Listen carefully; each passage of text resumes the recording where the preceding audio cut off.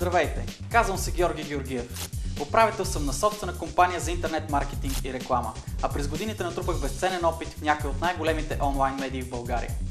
Имам 8 годишен опит като SEO оптимизатор, а от близо 4 години управлявам AdWords кампании за клиенти в България и чужбина, някои от които на стойност $100,000 на месец. В работата ми с AdWords залагам на вниманието към детайла. Старая се да оптимизирам чрез анализ на ефективността на рекламата, на всички нива и по всички сегменти.